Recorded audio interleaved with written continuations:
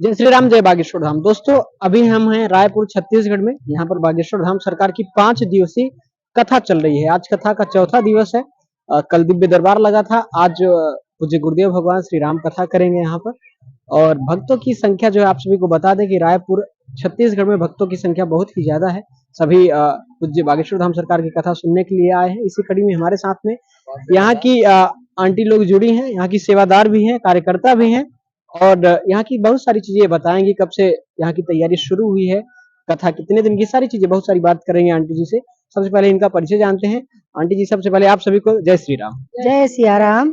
कहाँ से हैं आप लोग? हम रायपुर से हैं। तो बागेश्वर धाम सरकार को आप लोग कब से जानती हैं और कैसे जानती हैं? जानते तो बहुत दिन से हैं, जब से बाबा टीवी में आने लगे तो टीवी में उनका सुने। सनातन के लिए बहुत अच्छा बोलते हैं, तो बहुत अच्छा लगा। और वो जो धर्मांतरण के लिए जो कर रहे हैं, अभी तक किसी ने इतना खुल के नहीं किया था, इसलिए बाबा बहुत पसंद है। और यहाँ की तैयारी जो है वो काफी दिनों से चल रही। ये जो मैदान आज दिख रहा है, यहाँ पे ऐसा आपको लगता कि यहाँ 100 लोग नहीं खड़े हो सकते, लेकिन उसको ऐसा बनाया गया, अद्भुत कार्यक्रम। और यहाँ का दीप प्रज्वलन कार्यक्रम बहुत अच्छा रहा। 22 तारीख का, उसके लिए बहुत पहले से तैयारी थी।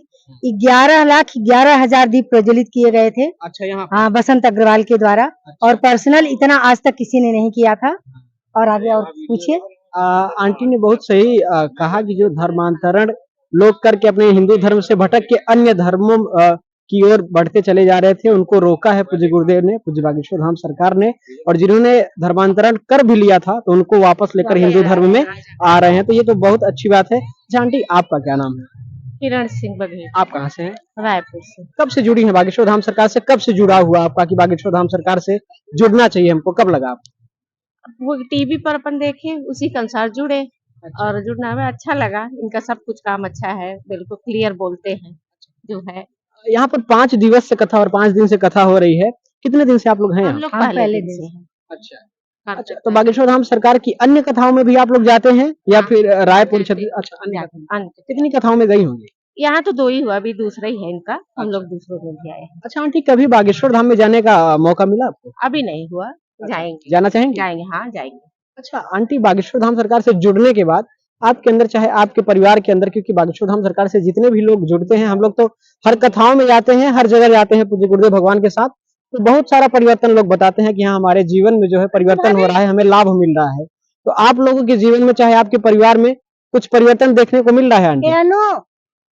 पॉज कर दीजिए एक मिनट।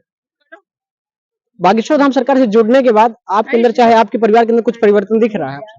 भगवान हनुमान जी है, वो सर्वव्यापी है और अपने आप अपना परिवर्तन धीरे धीरे समझ में आ ही जाएगा। और वो कलयुग के राजा है हनुमान जी महाराज।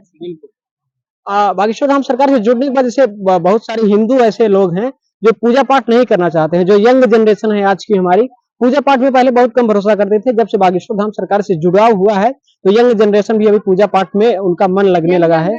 तो उनके बारे में आप लोग क्या बोलेंगे? यंग जनरेशन जो है वो हनुमान जी के, सारे यंग जनरेशन वाले लोग भक्त होते ही हैं।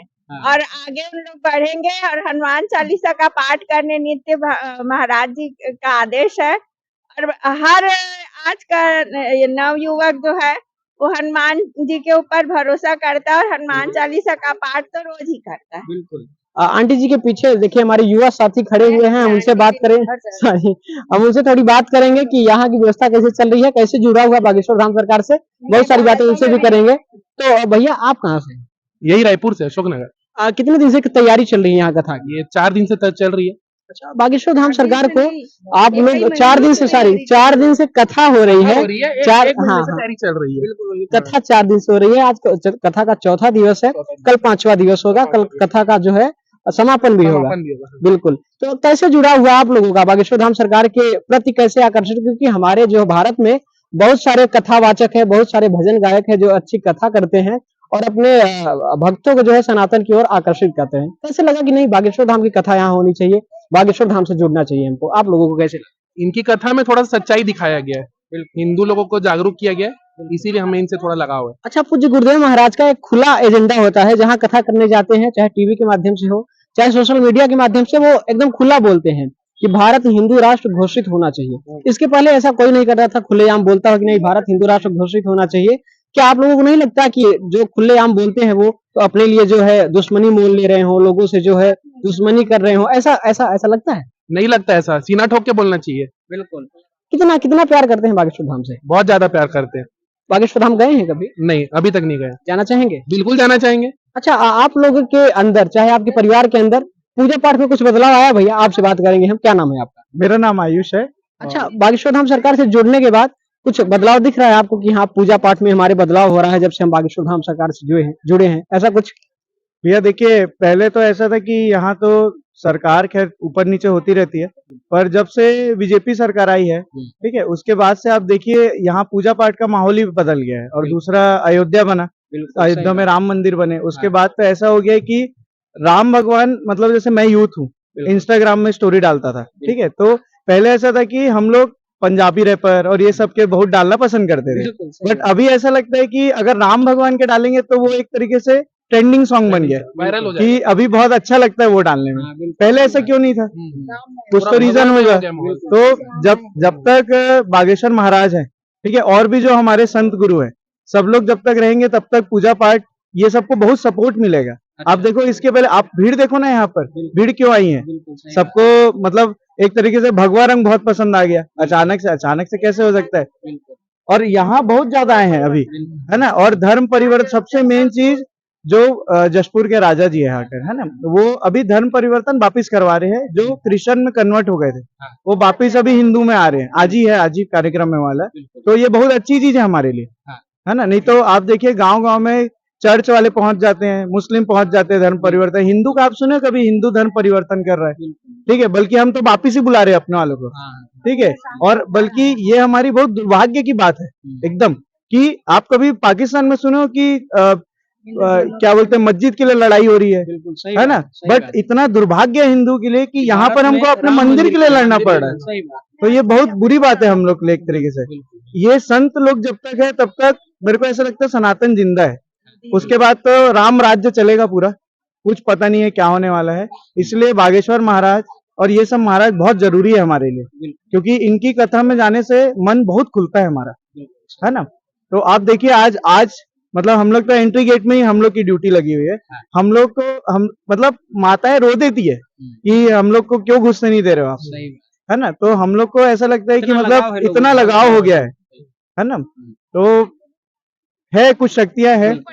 अच्छा देखिए, ये सभी कार्यकर्ता है, यहाँ के कार्यकर्ता हैं जो यहाँ सेवा दे रहे हैं, लोगों के जो भक्त आ रहे हैं उनको संभालने का काम कर रहे हैं। कुछ माताएं भी हमारे इसी साइड में है, तो हम माताओं से भी बात करेंगे।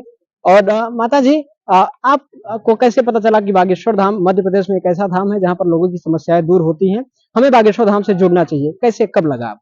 मैं खुद ही एमपी की हूँ। अच्छा, आप एमपी? हाँ, मैं एमपी की हूँ, इसलिए मैं और ज्यादा मेरा लगाव है बागेश्वर महाराज से। हाँ। और दूसरा मैं सनातनी हूँ, प्योर सनातनी हूँ, इसीलिए मुझे ऐसा लगता है कि इस टाइप से जो कथाएं होती हैं, कथावाचक आते हैं, चाहे वो राष्ट्रीय हो, अंतर्राष्ट्रीय हो, चाहे वो जिला स्तर के हो, उससे क्या होता है लोगों के मन में सनातन के लिए बहुत धर्म की आस्था जागती है कि भाई हमें भगवान से जुड़ना चाहिए, हमें संतों से नहीं जुड़ना है, हमें भगवान से जुड़ना है। लेकिन वो माध्यम क्या होते हैं, जैसे घर में सीढ़ी बनती है तो इंसान ऊपर के माले में तुरंत तो नहीं जा सकता, सीढ़ी चाहिए। ऐसे ही हमारे जो साधु संत होते हैं वो हमारे लिए एक सीढ़ी का काम करते हैं। हमारे बागेश्वर महाराज भी बोलते हैं, मुझे मत पकड़ो, मुझे मत चाहो, आप हनुमान जी के भक्त बनो, क्योंकि वही आपको तारेंगे। मैं तो एक निमित्त मात्र हूँ। मैं इतना ही कहना चाहती हूँ कि सभी लोगों को सनातन धर्म में जाना चाहिए। और दूसरी बात क्या है, कोई अगर आता है, कोई हमारे अंतर्राष्ट्रीय, राष्ट्रीय, जिला स्तर पे कोई संत कथा करे, एक बार जरूर उस प्रांगण में जाना चाहिए। अच्छा, एक बहुत छोटा सा सवाल करूंगा, उसके बाद आप लोगों का समय नहीं लूंगा, 1 मिनट का समय लूंगा। आप सभी बताइएगा साथ में, बागेश्वर धाम सरकार को कितना मानती हैं आप लोग? ईमानदारी से बताइएगा कितना? मैं 90% मानती हूँ। अच्छा, 10% में मतलब 100% तो मैं हनुमान जी को ही मानती हूँ, उसके अलावा मैं किसी को नहीं मान सकती। मेरे श्री राम, मेरी देवी माँ, मेरे हनुमान जी, उनको ही मैं 100% मानती हूँ। मैं माता पिता की भी इज्जत करती हूँ, लेकिन ये कि 100% तो हम भगवान को ही देंगे ना। मैं झूठ नहीं बोल सकती, आई एम सॉरी। अगर किसी को बुरा लगा हो। अच्छा, जितने भी सच्चे सनातनी हमारे इस वीडियो को देख रहे हैं, आप सभी से रिक्वेस्ट है, निवेदन है कि रोज स्नान करने के बाद कम से कम 3 से 5 बार हनुमान चालीसा पाठ अवश्य पढ़ें और अपने घर के छत पर श्री राम नाम का पताका जरूर लगाएं। सभी लोग साथ में एक बार जयकारा लगा दीजिए।